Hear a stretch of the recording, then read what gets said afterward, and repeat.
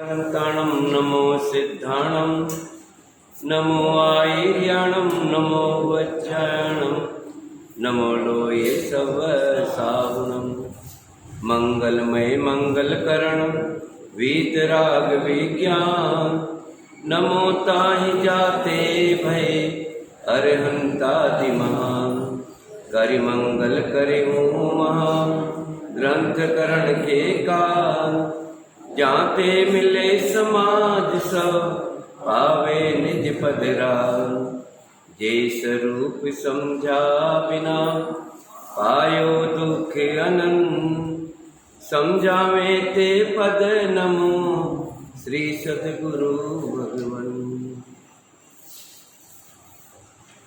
प्रवचन सार, दिव्य ध्वनि का सार आचार्य कुंद कुंद द्वारा विरचित यहाँ का मंदिर देख करके सहज में ही इस प्रवचन सार की 80 नंबर की गाथा पेज नंबर 141 ये लेने का भाव बना है, क्योंकि हमारा सबका एक ही उद्देश्य है, अपना लक्ष्य निर्धारण करना है अपने को सबको कि अपन ने जो जिन मंदिर बनाया है, जिन्हें भगवान को पधराया है, यहाँ स्वाध्याय अपन कर रहे हैं, इन सबका मूल में उद्देश्य क्या है? एक ही उद्देश्य है कि इस मोह का, इस मिथ्यात्व का या कर्म बंध का अभाव होवे। एक ही हमारा सबका उद्देश्य है कि इस मोह का या मिथ्यात्व का या कर्मों के बंधों का अभाव होवे, ये हमारा सबका उद्देश्य है। लेकिन इस मोह का अभाव कैसे होवे? बहुत ही सुंदर गाथा है। और आज तो सनौद में आते ही पहले भाई जी से संपर्क हुआ, उसके पहले यहाँ पर देखो कहाँ कहाँ के लोग दर्शन करने आ जाते हैं। इसलिए मैं तो कहता हूँ लोग तो आपको प्रेरणा देंगे, अरे मंदिर तो बहुत है, कौन जाता है, कौन क्या करता है मंदिर में, क्या लाभ मिलने वाला है। आज तो पुजारी भी नहीं मिलते हैं, क्यों इतने भगवानों को विराजमान किया जा रहा है, क्यों इतने पंच कल्याण किए जा रहे हैं। आप तो हॉस्पिटल खोलो, यानी देश की सेवा करो, इनमें ही हमारा उपयोग को भ्रमित करते रहते हैं। लेकिन वो करे एक ठीक है, लोक सेवा के लिए बातें होती है, लेकिन धार्मिक रूप को उसको नहीं देना चाहिए। अपने को लोक सेवा के लिए किया जाता है काम, लेकिन वो सारा का सारा काम है वो पाप का ही काम है। हमारे आचार्य कुंद तो कहते हैं कि एक द्रव्य दूसरे द्रव्य का करता हरता नहीं है। और हॉस्पिटल आदि खोलेंगे तो वहाँ पर क्या शिक्षा दी जाएगी कि ये डॉक्टर ही आपको ठीक करने वाला है, डॉक्टर से तुम क्या होने वाले हो, ठीक होने वाले हो, ये उपदेश मिलने वाला है। इसलिए लोक में जो बोला जाता है वो तो इस तत्वज्ञान को, धर्म को जानते ही नहीं है। इसलिए जिन मंदिर बनाए जाए तो एक जीव भी अगर भगवान के दर्शन करता है, अपना दर्शन कर ले, तो उसका भी जीवन धन्य हो गया और हमारा भी जीवन क्या हो जाता है, उसमें सार्थक बन जाता है। इसलिए जिन मंदिर की अपने को बहुत महिमा आना चाहिए, महिमा आना चाहिए, इसमें मोह का अभाव करना है अपने को। तो मैं तो बात क्या कर रहा था कि आज दोपहर में मैं जब आया तो यहाँ पर मेरे को 3-4 भाई गुजरात से आए, आगा से, जहाँ श्रीमद रायचंद जी का पहला आश्रम बना है। यानी ये कहा जाए कि सोनगढ़ का जो जन्म हुआ है पूज्य गुरुदेव ने, जो समय सार का नाद चालू किया, जब वो प्रारंभ करने लगे समय सार, तो वहाँ ग्रंथ ही नहीं था। तो उन्होंने कहा भी ग्रंथ ही नहीं तो कैसे पढ़ेंगे, कैसे सुनेंगे, क्या समझेंगे। तो सबसे पहले आगाज से 100 ग्रंथ मंगाए। उनके ग्रंथ कोई खरीदने को तैयार नहीं, लेने को तैयार नहीं। तो वो आकाश वाले भाई आए थे तो उन्होंने बताया। हमने कहा भाई क्यों आए हो आप? देखो अपनी जन्मभूमि का अपने कोई पता नहीं है कि अपनी जन्मभूमि कितनी महान है। तो उन्होंने बताया हमको कि सबसे पहले श्रीमद् रायचंद जी ने जो आत्मसिद्धि लिखी है, नाम तो सुना होगा आत्मसिद्धि का।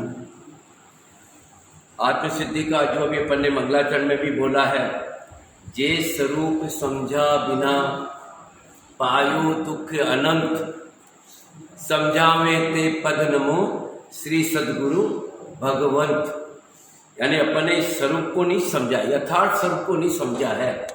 हमको तो गुरुदेव जैसे मिल गए हैं यथार्थ स्वरूप को बताने वाले। तो श्रीमद् रायचंद जी ने एक तो लिखी है,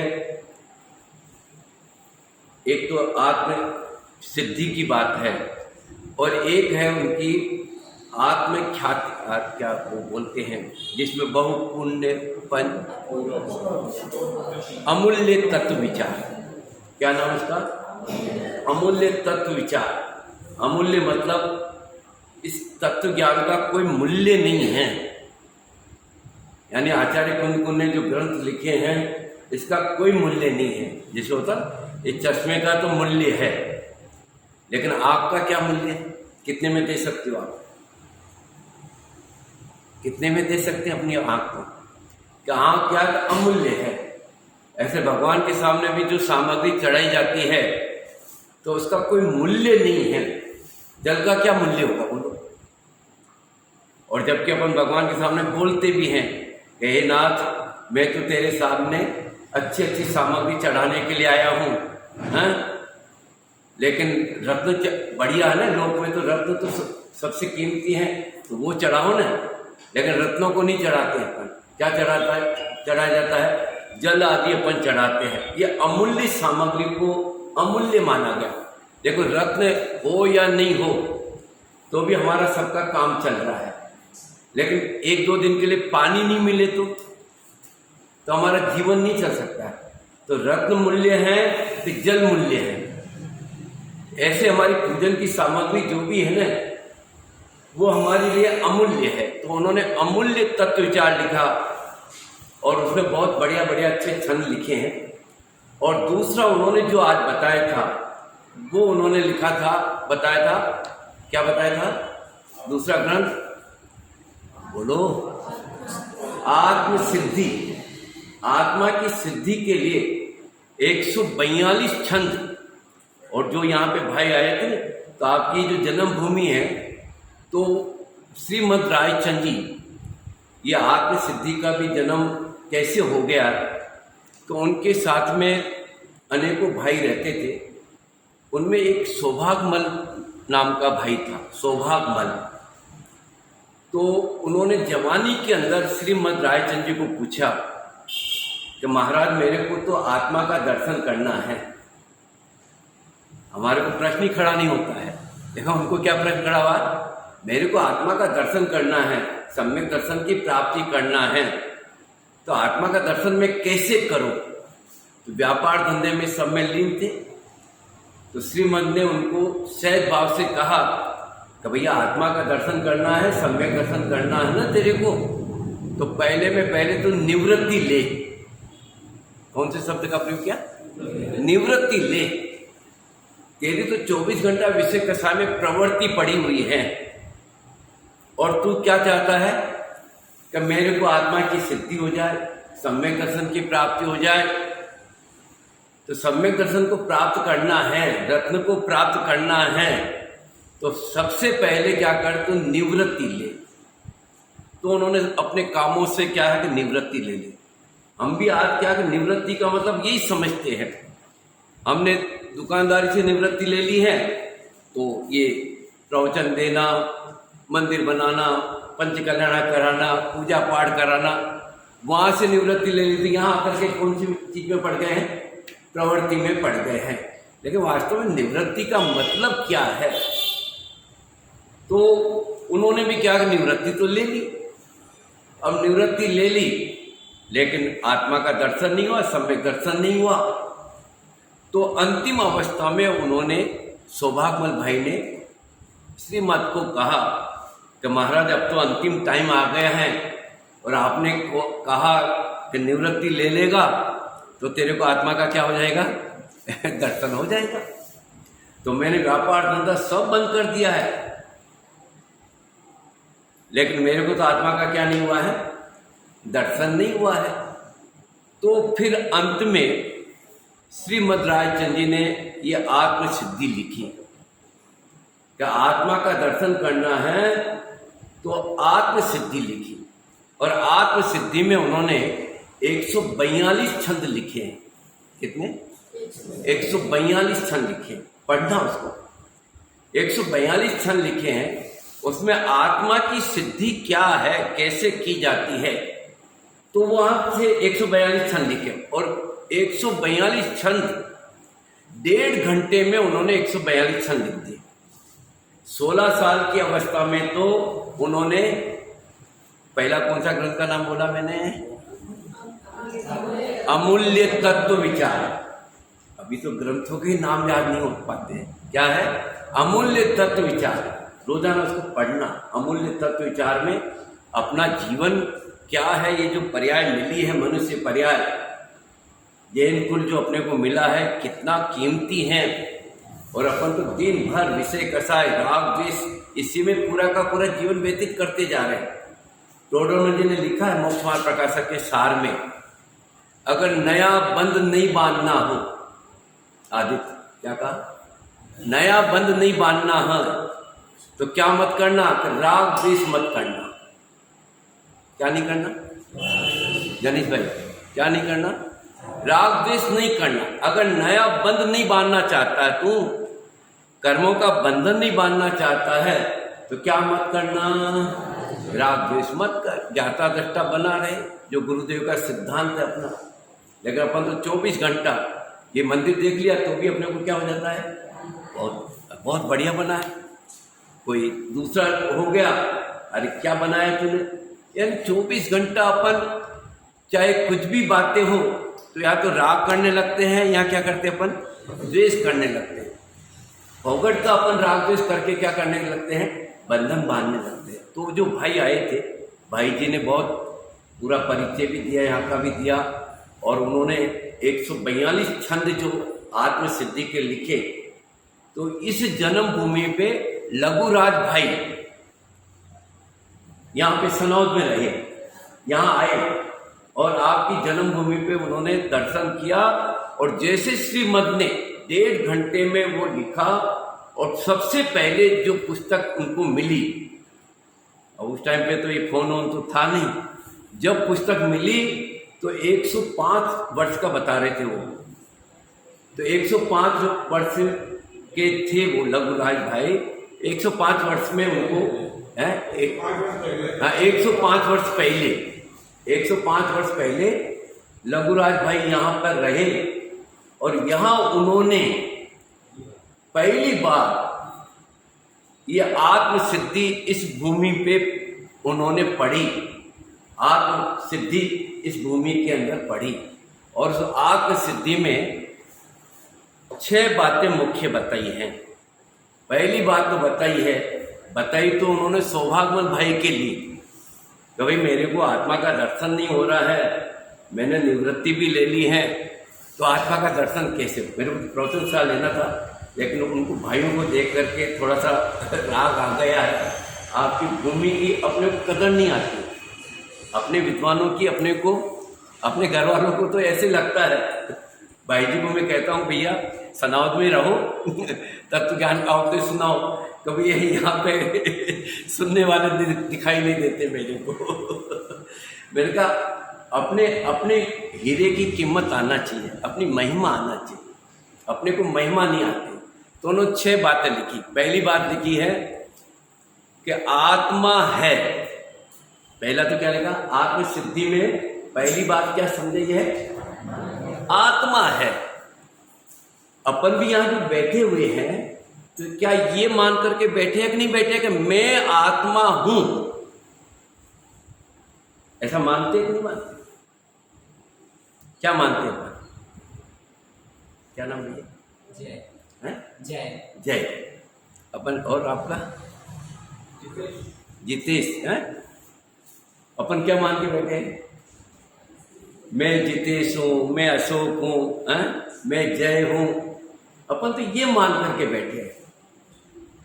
और अपन क्या करना चाहते हैं? क्या करना चाहते हैं?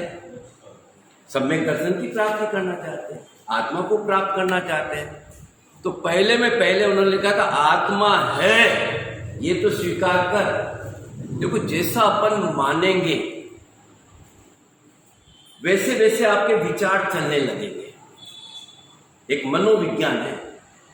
जैसे अपन इधर पुरुष बैठे हुए हैं, इधर महिलाएं बैठी हुई हैं। सुबह अपन कोई 5 बजे उठता है, कोई 6 बजे, कोई 8 बजे, जैसा भी जो भी उठता है। लेकिन जैसे ही इधर वालों ने क्या मान रखा है कि हम तो महिला है, बहनें हैं, तो सुबह उठेगी तो उनका काम क्या होगा? क्या काम चालू हो जाएगा? वो हाथ में झाड़ू लगने आ जाएगा, जबकि नौकर वोकर सब लगे हुए। लेकिन बहन महिला मान रखी है तो ऑटोमेटिक उनके हाथ घर में क्या आ जाएगा? वो झाड़ू हाथ में आ जाएगा। सुबह पहले क्या नाश्ता बनाना, क्या भोजन बनाना, क्या चीजें करना है, ये काम चालू हो जाता है। ये काम क्यों चालू हो गया? आप भी तो जीव है। लेकिन सुबह पहले आपको नाश्ता बनाना, घर का झाड़ू लगाना, वो चीजें ख्याल में आती है। और अपने को आपको आता नहीं आता?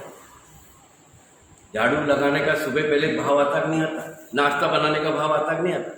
हमको पुरुषों को नहीं आता और महिलाओं को आता। क्यों आता है? कि हमने अपने आप को क्या मान करके बैठे कि हम तो पुरुष है, और इधर वाली बहनें क्या मान करके बैठी? हम तो महिला है।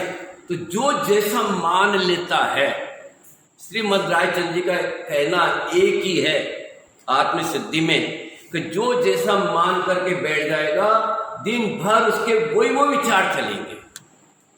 जैसे आप दुकानदार मानते हो तो आपको दिन भर किसका विचार आएगा?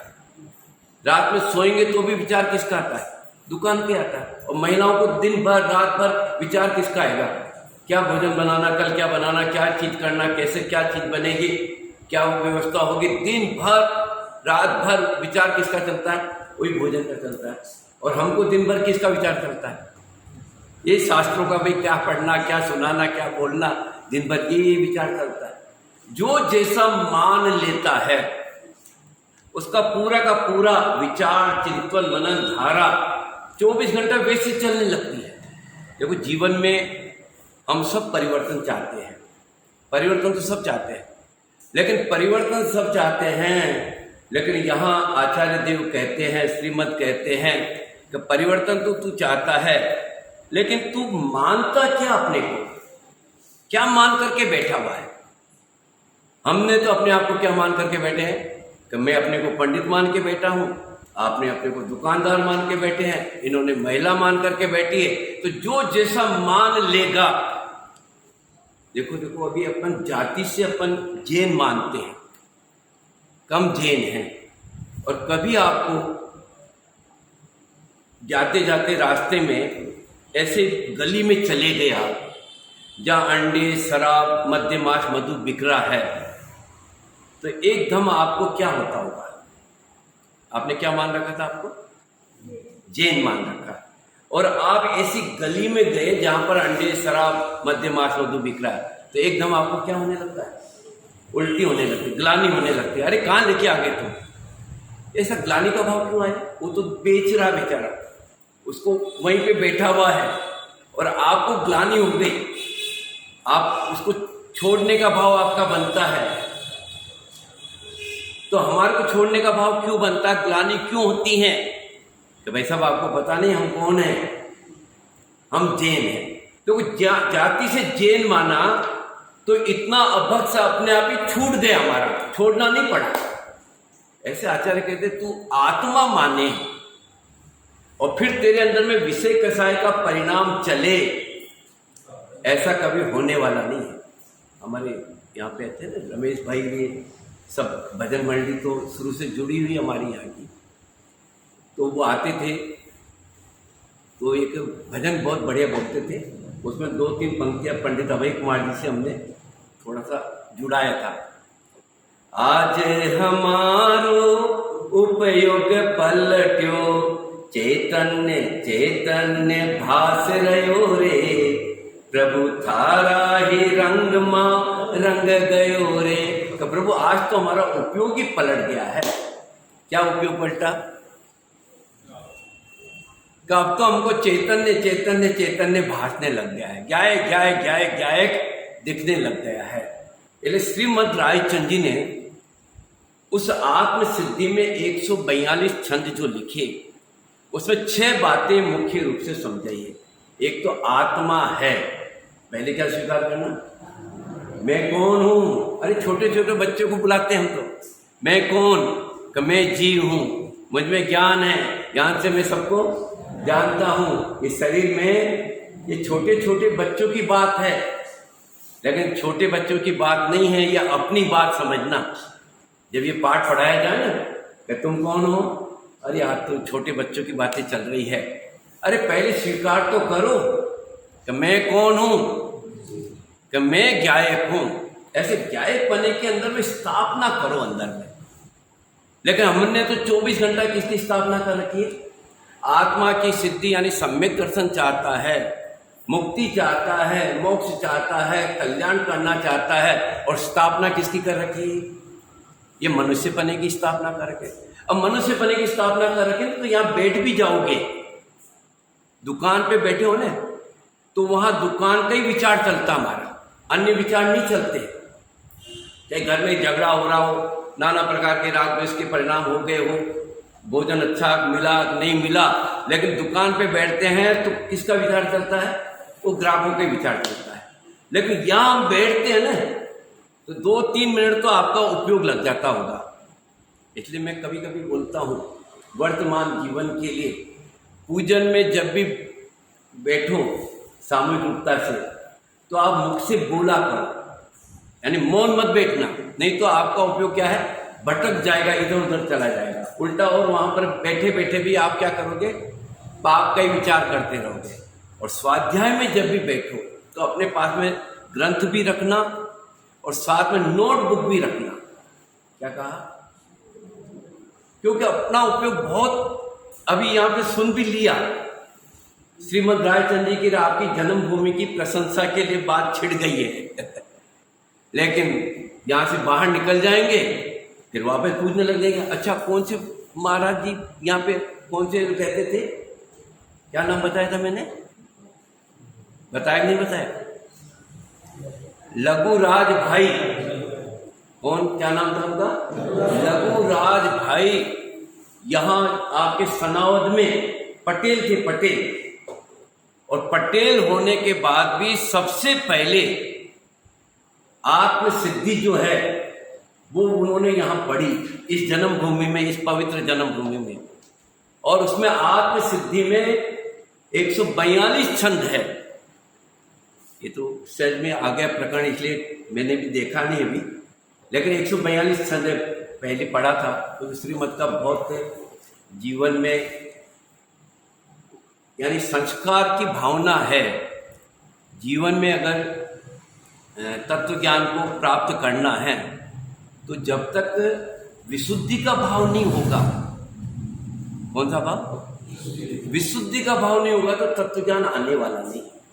हम चाहें कि 24 घंटा ये विषय के साथ भोगों में लगे रहें और हमारे अंदर में क्या आ जाए, तत्व ज्ञान आ जाए। श्रीमद् रायचंद जी कहते हैं कि ऐसे तत्व ज्ञान आने वाला नहीं है। वो श्रीमद् रायचंद जी की पहली 28 साल में उन्होंने, 33 साल की तो उम्र थी केवल श्रीमद् रायचंद जी की, 16 साल में तो उन्होंने कौन सी किताब लिखी थी?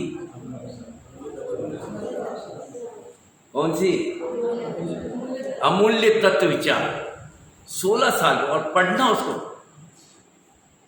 16 साल की अवस्था में तो उन्होंने अमूल्य तत्व विचार लिख दिया। और 28 वर्ष की अवस्था में उन्होंने ये लिखा आत्मसिद्धि, और 33 साल में तो देवलोक पहुंच गए।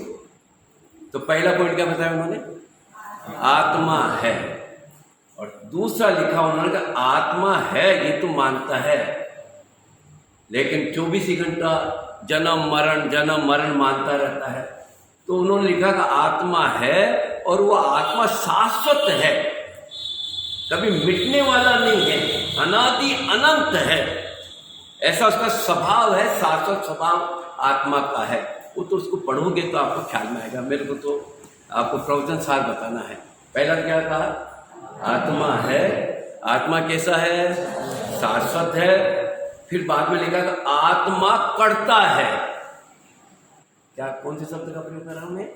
अपने यहाँ की जन्मभूमि पे बैठ के जो आपका सर्व विशुद्ध अधिकार चल रहा है, भाई नीलेश जी ले रहे हैं ना, पूछा था मैंने तो उन्होंने बताया कि यहाँ पे समय सार चलता शुद्ध है।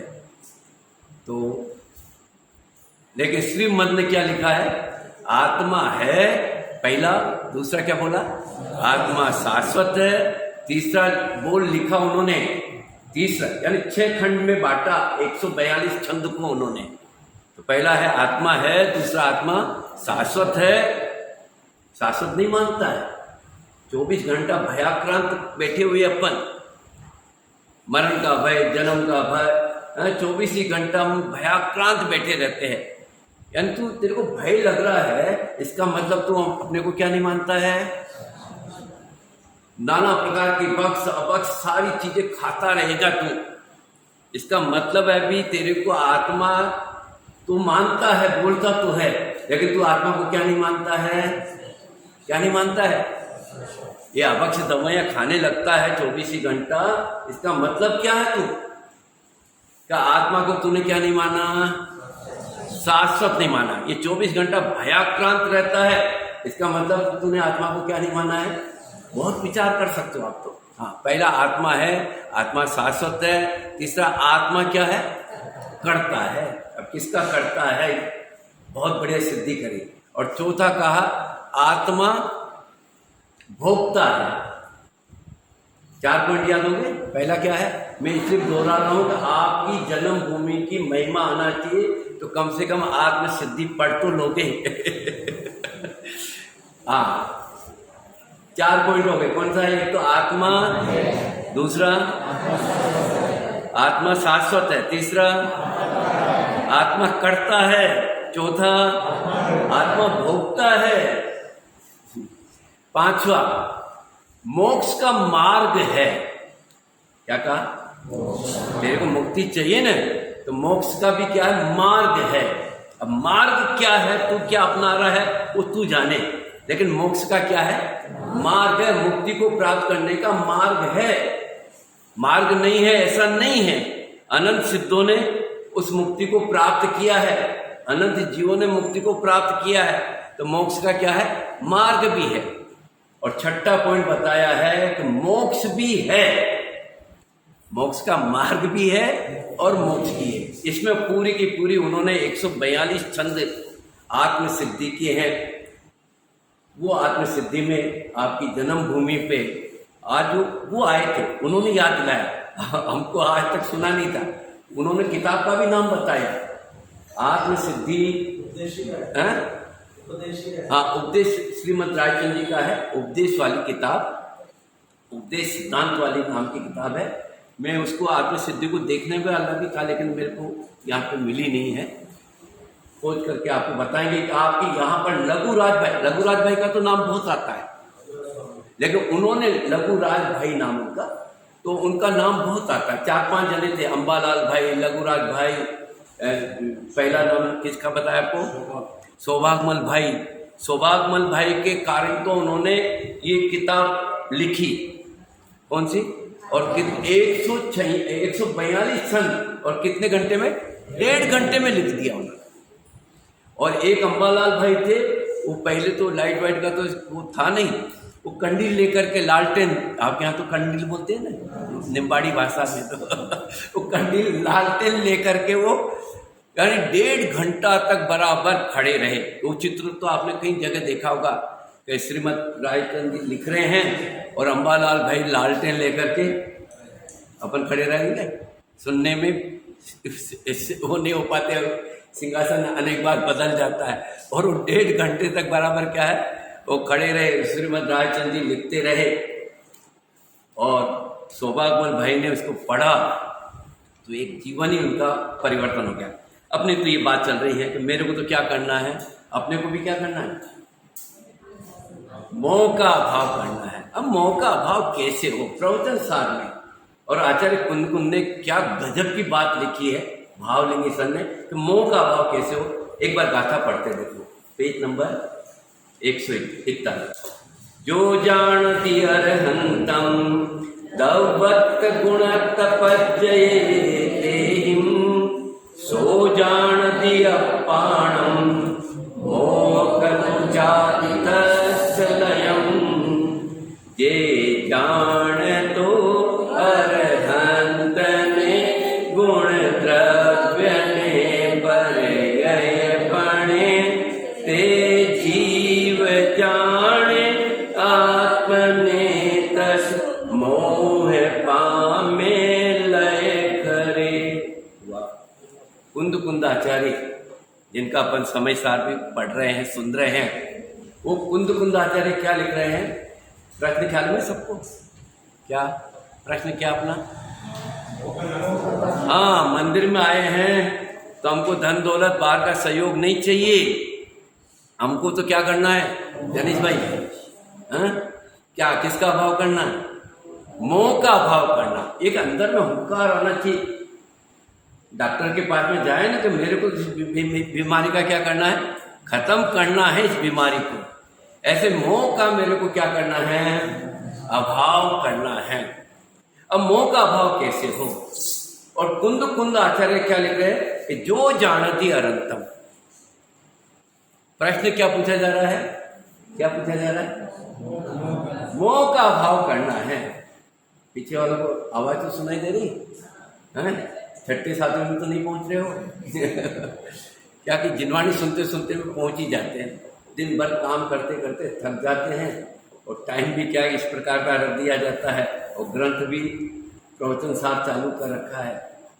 बात बहुत सरल है, लेकिन सरल मत समझना, बहुत विचार वाली बात है।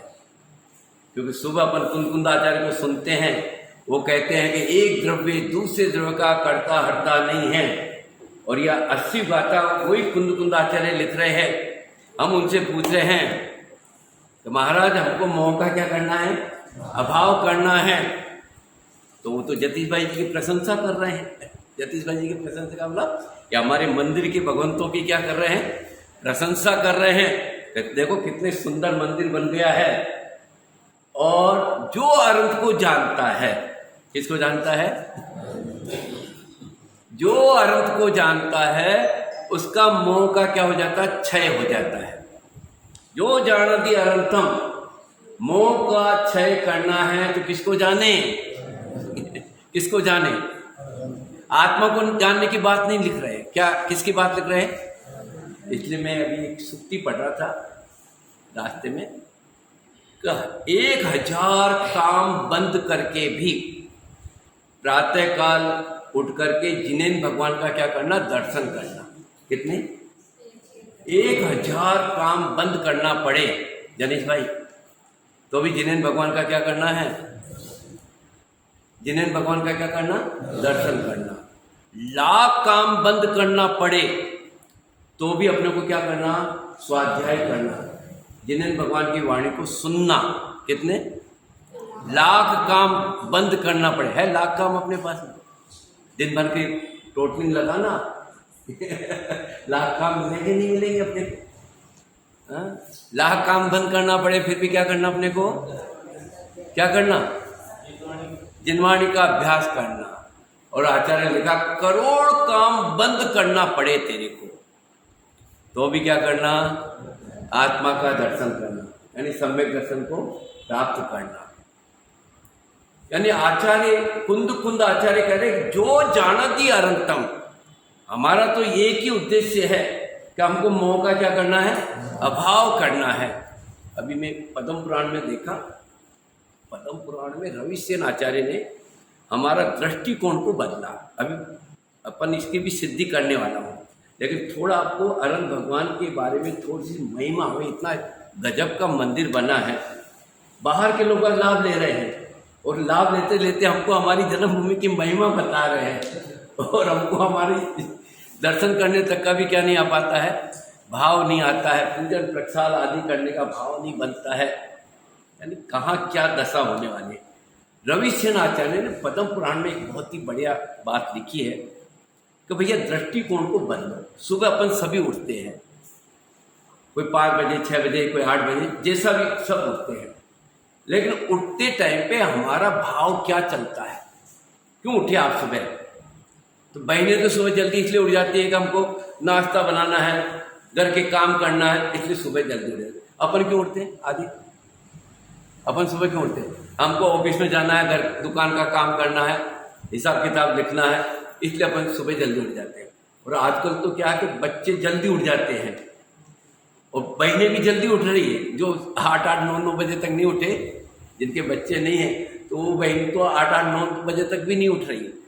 लेकिन अब वो बच्चों ने क्या कर दिया कि 7 बजे स्कूल जाना है, तो महिलाओं को भी क्या कर रही हो माता बहनों को भी इनको जल्दी उठा देती।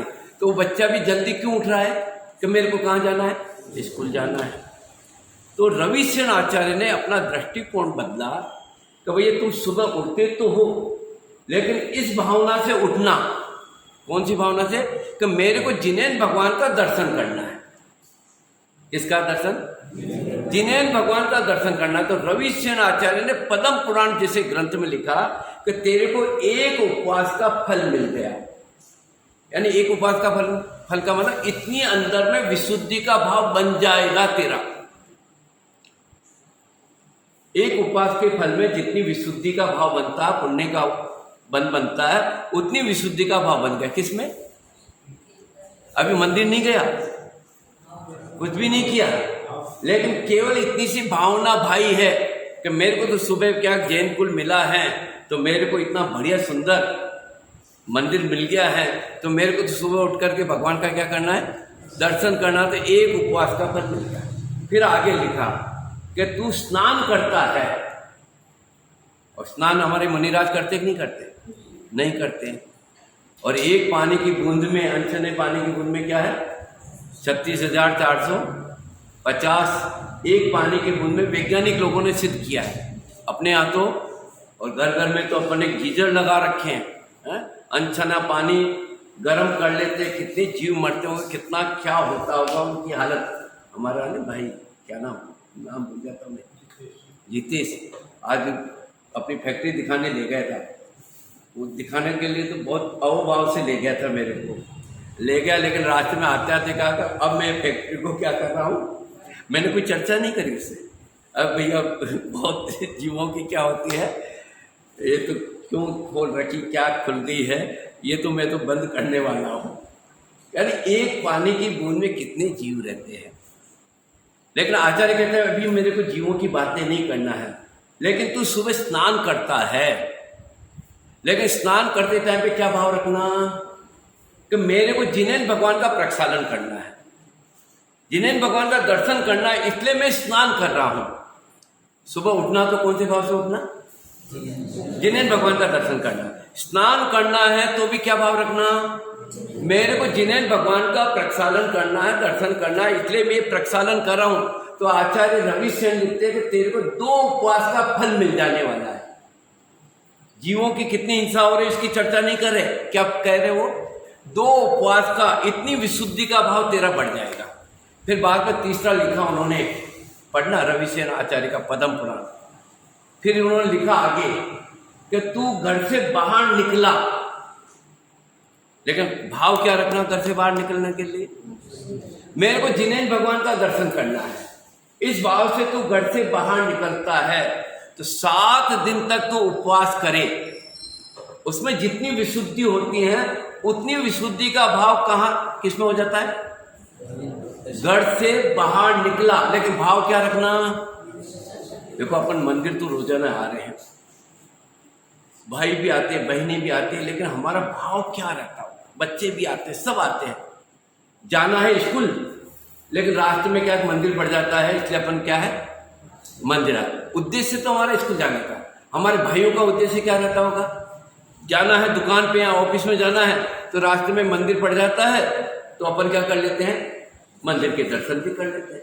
बहनों का क्या भाव होता होगा कि सब्जी वजू कुछ लाना होगा, इस उद्देश्य से क्या वो आती है, रास्ते में मंदिर भी पड़ता है, तो चलो मंदिर के भी अपन क्या कर ले, दर्शन करें। लेकिन आचार्य कहते हैं घर से बाहर निकलना, लेकिन कौन से भाव से निकलना, मेरे को जिनेन्द्र भगवान का दर्शन करना। देखो विशुद्धि का भाव बढ़ाना है ना। आज तो घर घर में क्या कि मोबाइल आ गया है, टीवी आ गया है, वही प्रक्षालन चल रहा है, वही चल रहा है, आपका विशुद्धि का भाव नहीं बढ़ने वाला है। और जब तक विशुद्धि का भाव नहीं बढ़ेगा तो 5 लब्धियों के नाम तो सुने हैं ना आप सबने, कौन कौन से होते हैं? पहली है चौक्षम लब्धि, दूसरी कौन सी है, विशुद्धि लब्धि, और तीसरी कौन सी लब्धि आती है? ये देखना जो अपन सुन रहे हैं ना, क्यों जीवन में परिवर्तन नहीं आता है, आपस में मुमुक्षुओं में राग द्वेष का परिणाम क्यों चल रहा है? कि विशुद्धि का तो भाव है नहीं, और तू सुनने भी बैठ गया है तो क्या होने वाला यहाँ पर भी वही राग द्वेष आने हाथ में लगने वाले हैं। इसलिए आचार्य कहते हैं विशुद्धि का भाव बढ़े। ये तू घर में टीवी के अंदर वो देख लेता होगा, प्रवचन आदि भी सुन लेता होगा, वहां विशुद्धि का भाव बढ़ने वाला नहीं है। तो 3 पॉइंट हो गए, कौन कौन से? बात बहुत सरल है भैया मेरे को, लेकिन मोह का अभाव कैसे हो रहा है, कौन कौन सी बातें? पहला कौन सा बताया आपको? पहला कौन सा बताया? सुबह उठें तो भावना क्या रखें, जिन्हें भगवान का दर्शन करना है।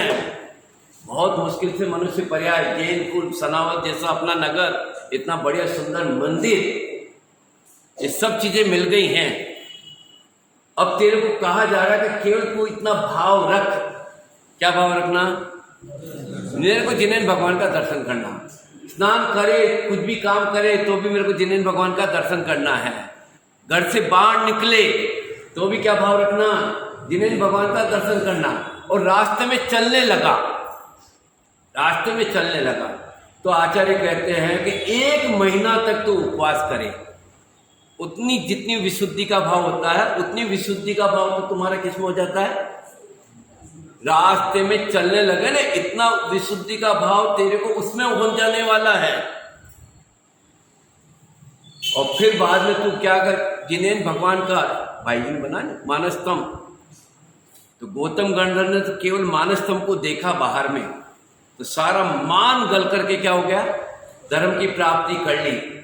तेरा इतना पुरुषार्थ नहीं हो तो 6 महीना तक तो उपवास करे।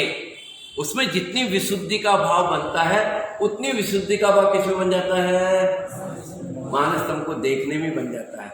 और साक्षात भगवान को देखे तो तू स्वयं क्या बन सकता है, भगवान बन सकता है। यहां कह रहे हैं कि मोह का अभाव हो जाता है किसको देखने से। लेकिन प्रश्न खड़ा करो, जिनवाणी में हमेशा प्रश्न खड़ा करना चाहिए।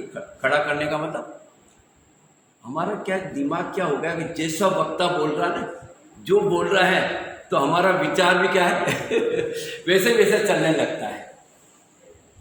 थोड़ा भी अपन क्या विचार नहीं करना चाहते।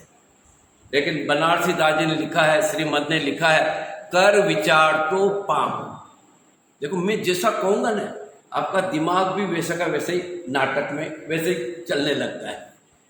थोड़ा भी अपन इधर का उधर का विचार नहीं कर पाते। मैं कभी कभी बोलता हूं कि रामचंद्र जी को वनवास मिला, रामचंद्र जी को वनवास मिला, उसका कारण कौन है? देखो आपके विचारों को टटोलना चाहता हूं, विचार करते कि नहीं करते। रामचंद्र जी को वनवास मिला, उसका कारण कौन है? तो सारी दुनिया क्या कहती है, वो थी ना वो दासी, क्या नाम, मंत्रा दासी के कारण से केकई का दिमाग थोड़ा घूम गया, तो रामचंद्र जी को क्या मिल गया, वनवास मिल गया। तो रामचंद्र जी को वनवास में जाने का कारण कौन बताते हैं? मंत्रा दासी को बताते हैं। बहुत से लोग मंत्रा को नहीं बताते होंगे, किसको बताते हैं? रामचंद्र जी को वनवास जाने का कारण कौन है? केकई। मंत्रा नहीं है। अब क्या हमारा दिमाग कहाँ पे चल रहा है? केकई के कारण से रामचंद्र जी को क्या हो गया, वनवास मिला। लेकिन मैं कहता हूं केकई के कारण से नहीं मिला। रामचंद्र जी को वनवास मिला वो दशरथ के कांड से मिला है। केकई ने तो अपनी बात रखी है कि मेरा बेटा जो है, आप तो मुनि बन ही रहे हो, अपनी पद्म पुराण की बात कर रहा हूँ, आप तो मुनि बन ही रहे हो, राजपाट दे करके आप तो क्या बन जाओगे, मुनि बन जाओगे, और मेरा जो बेटा भरत है वो भी मुनि बनने की बातें कर रहा है, तो आप क्या करो कि थोड़ा बहुत उसको राजपाट दे दो, कुछ दे दो तो वो यहीं पे रह जाएगा, नहीं तो वो भी मुनि बन गया, तुम भी मुनि बन गए, तो मैं तो अनाथ हो जाने वाली हूँ, अकेली रह जाने वाली हूँ। तो केकई ने अपनी बात को रखा किसके सामने, दशरथ के सामने, और वचन भी दे रखा था दशरथ ने, हैं, और वचन भी दे रखा, तो हर वचन की पूर्ति आदमी करते होंगे, हर बात में बोलते होंगे प्राण जाए पर कुछ न कुछ मांगा, वो कहेगा प्राण जाए पर वचन नहीं जाए, प्राण जाए पर वचन नहीं जाए, ऐसा हर बार बोलते रहते होंगे। तो वो दशरथ वास्तव में जाने का कारण कौन बनता है? देखो अभी आपके दिमाग में वो चल रही थी दासी, अब थोड़ा आपको केकई के बारे में कहा तो केकई का दिमाग चलने लग गया। अब मैंने कहा कि केकई नहीं है, अब कौन है? दशरथ है। अब आपका विचार दशरथ पे चलेगा, अब आपको केकई और वो याद ही नहीं आएंगे। तो वन में जाने का कारण कौन है? दशरथ ही है। कि दशरथ के कारण ही भाई मना कर देते, केकई को मना कर देना चाहिए दशरथ को कि नहीं, बड़ा भाई ये है, सारी दुनिया इसकी बातें मानती है, इसलिए राजपाट तो किसको मिलेगा, इसी को दिया जाएगा, ऐसा मना कर देना चाहिए, लेकिन मना नहीं किया। इसका कारण क्या है कि मूल में राम को वन में जाने का कारण कौन है? दशरथ है। लेकिन मैं कहता हूं दशरथ भी नहीं है, वन में जाने का कारण कौन है? राम है स्वयं। कौन है? राम भी सोचते होंगे अच्छी पंडित जी को बुला लिया है, एक तो मैं वन में चला गया, और उसका कारण भी कौन है? दोषी लोग तो कह रहे थे कि केकई है, फलाना है, वो है, और अब मेरे ऊपर आरोप लगाने लग गए कि वन में जाने का कारण कौन है? राम को।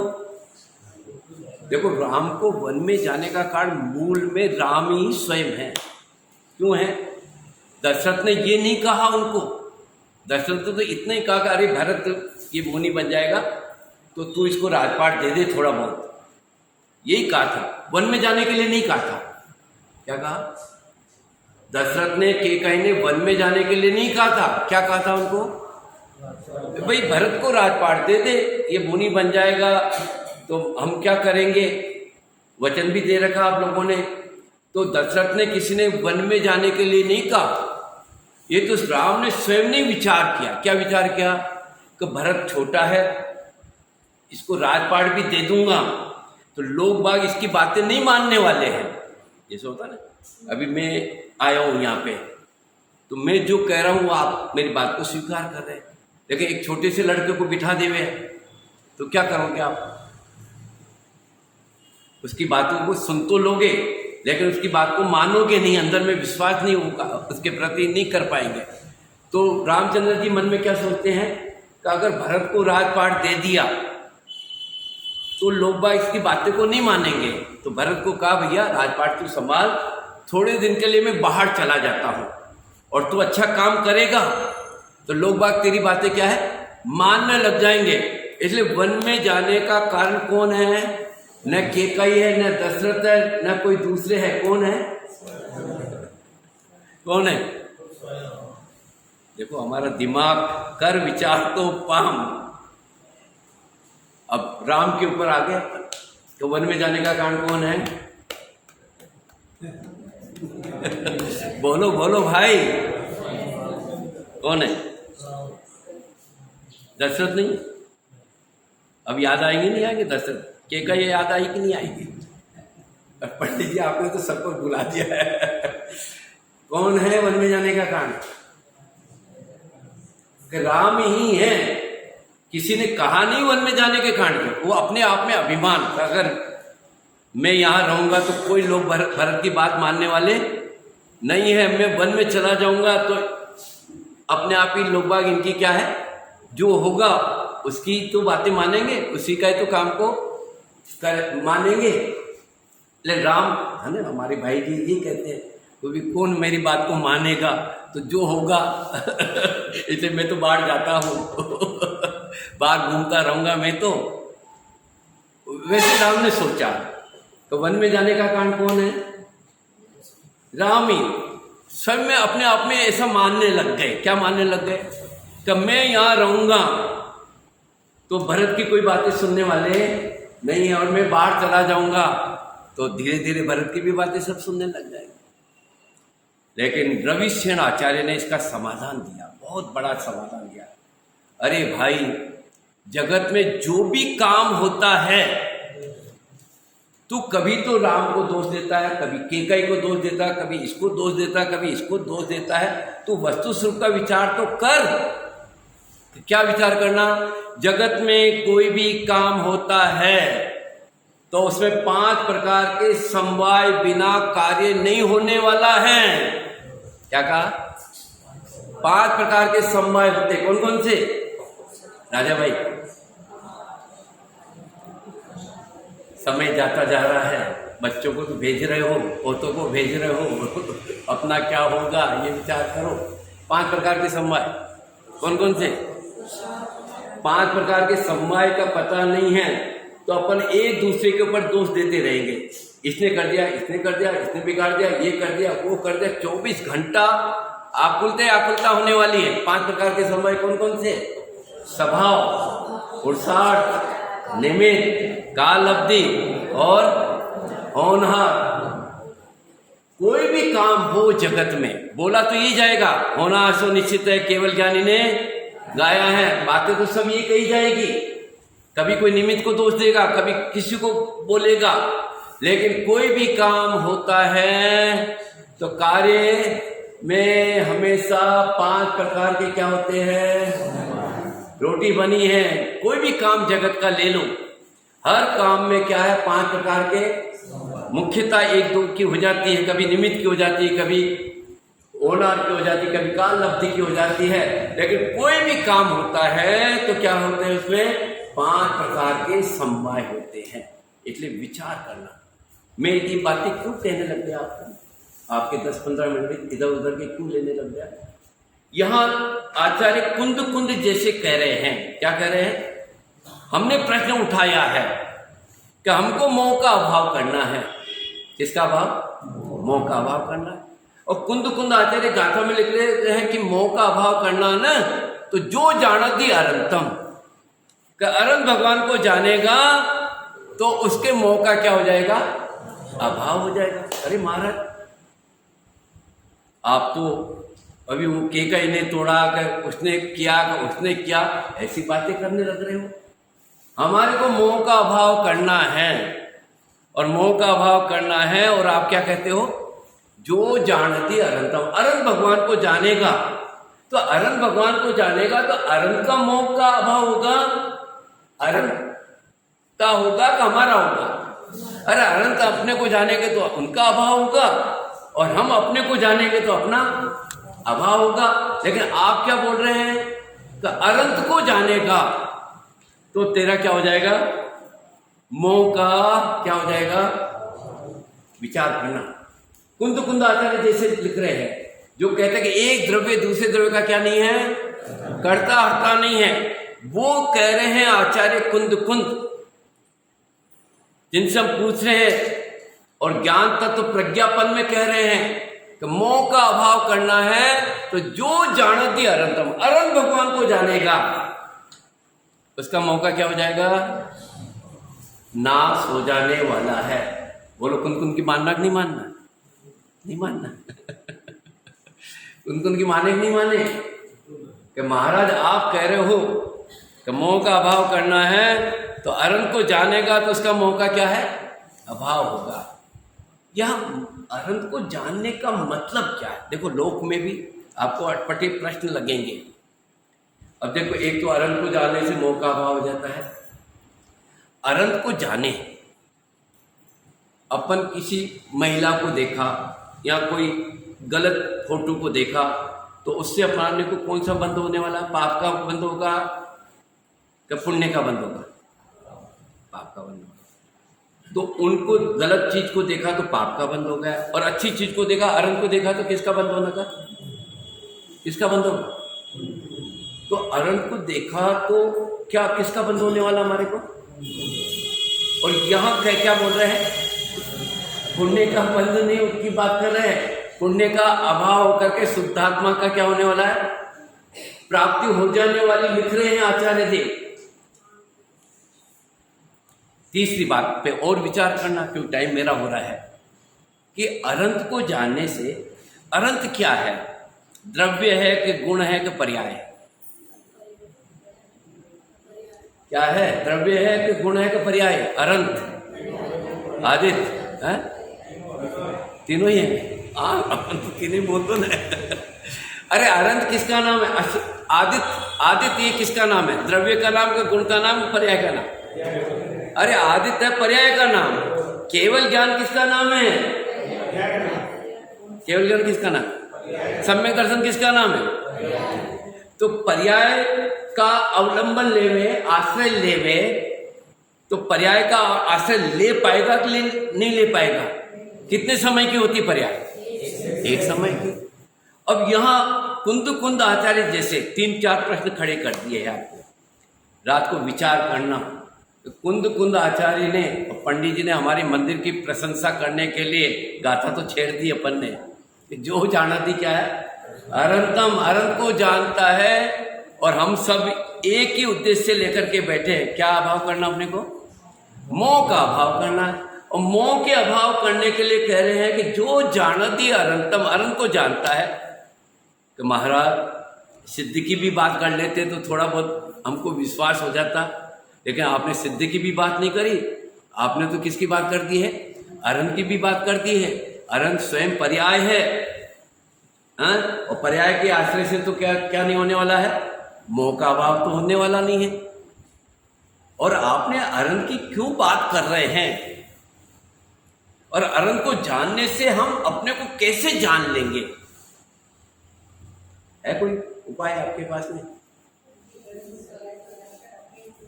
ये तो आपने गाथा के आगे पढ़ लिया है, लेकिन कोई छोटा सा बच्चा आपसे पूछे कि भाई कुंद आचार्य आप कह रहे हो अनंत को जानने से क्या होता है?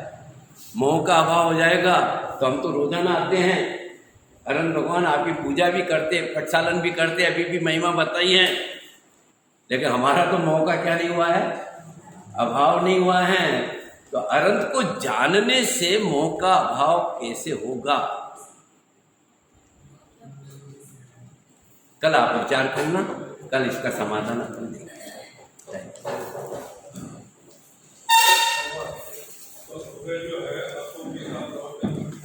नहीं, नीलेश जी का चलता नहीं आप? हाँ ठीक।